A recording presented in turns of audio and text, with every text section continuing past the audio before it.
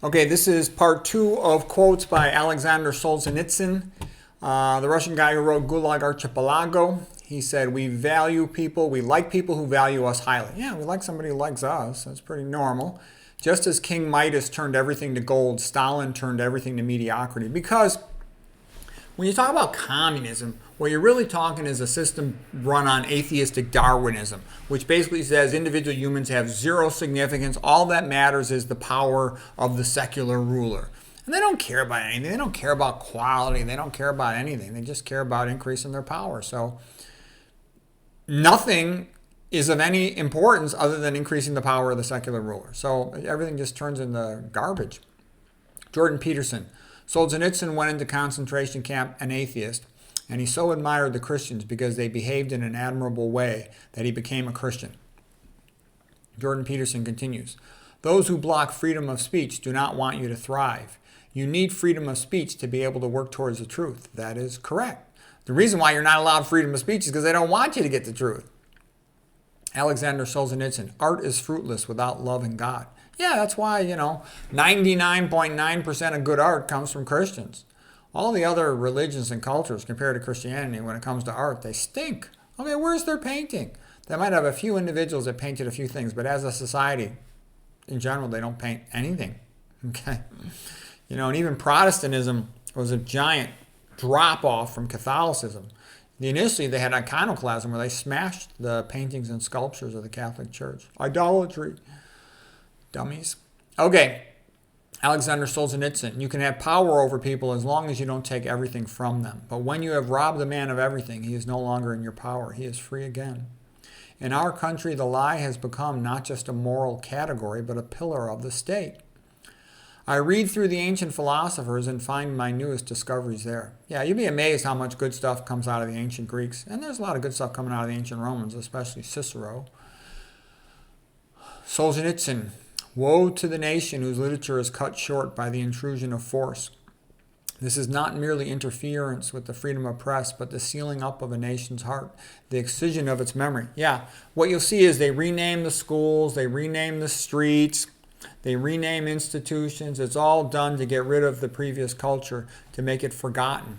Okay, and then what's also happens is you see censorship of the press, and it doesn't have to be overt censorship. First of all, there's overt censorship, like they won't publish a paper if it contradicts what the journal wants. Okay, like I can't publish my brain theory or spine theory in the journals because they don't make money from them.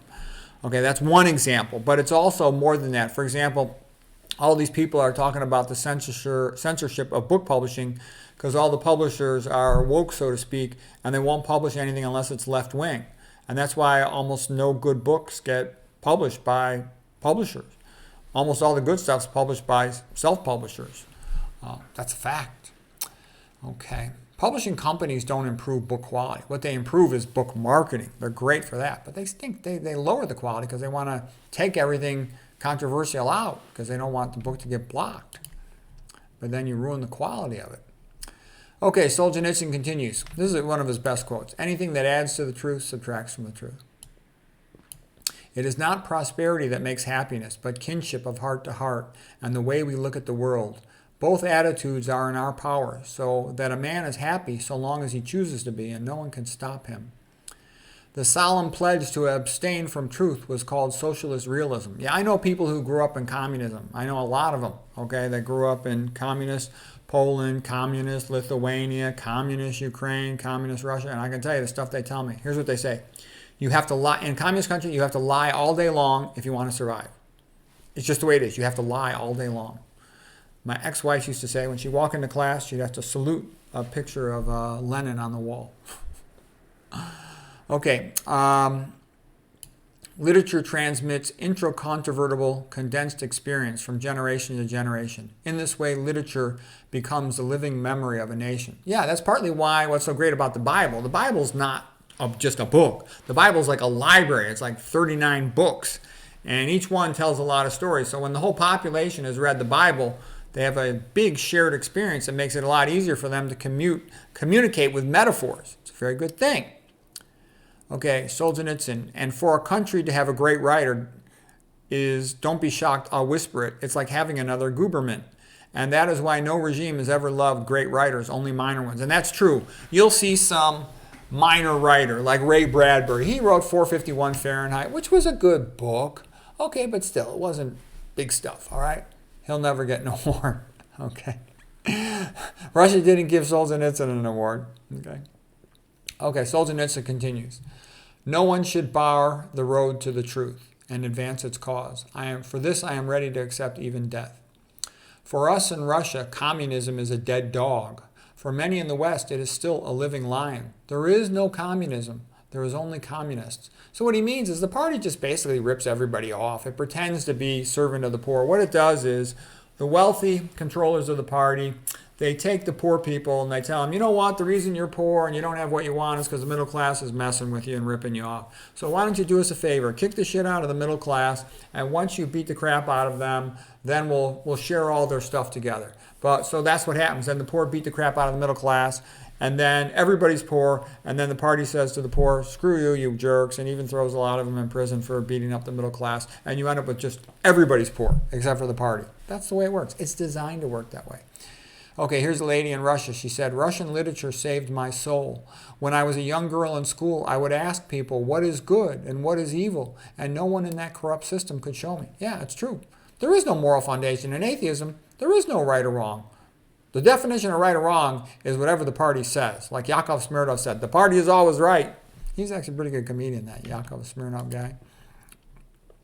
Okay, here's a little bit more elongated quote by a Polish historian and philosopher. He says, the difference between a vegetarian and a cannibal is just a matter of taste. The destructive work of totalitarian machinery, whether or not this word is usually supported by a special kind of primitive social philosophy. It proclaims not only that the common good of a good society has priority over the interests of individuals, but the very existence of individuals as persons is reducible to the existence of the social whole.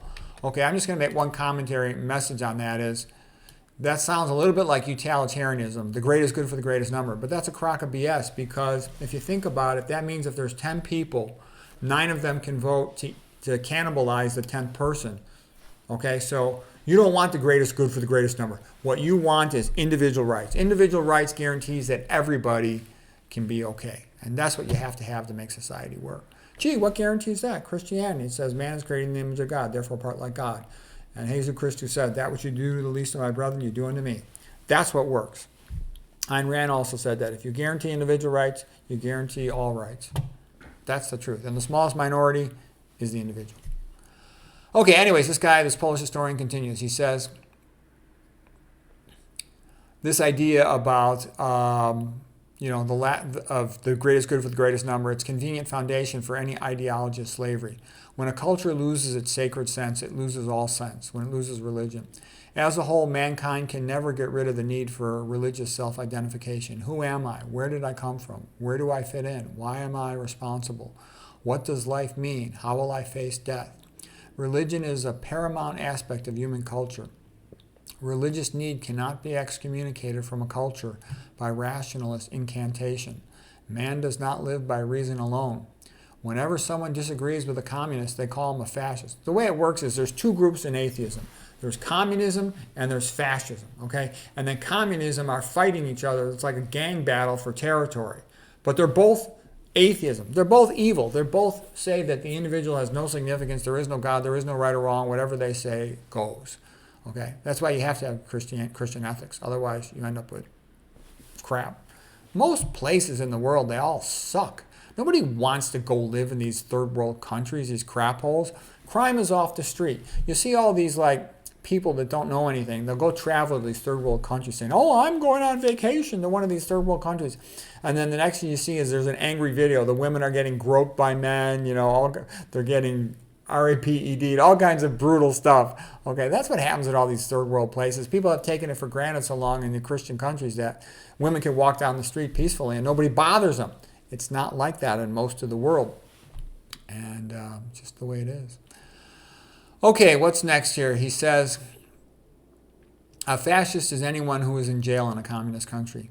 We learn history not in order to know how to behave or how to succeed, but to know who we are, and for those other reasons. This is what totalitarian regimes keep unceasingly trying to achieve. People whose memory, personal or collective, has been nationalized, has become state-owned and perfectly malleable, totally controllable, and they are entirely at the mercy of the rulers. They have been deprived of their identity. They are helpless and incapable of questioning anything that they are told to believe.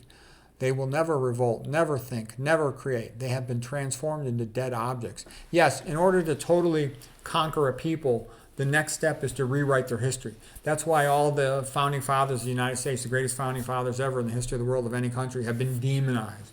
And that's why all of history's been rewritten. That's why they took the Latin and the Greek out of the schools, because they don't want you to know the truth about Western civilization, the greatest civilization that ever existed in the history of mankind. They want to degrade you, dehumanize you with this BS like modern art and this modern pop culture and all this stuff, and feminism and Satanism, all this BS. Anyways, that's it for our quotes today. I hope you found those helpful.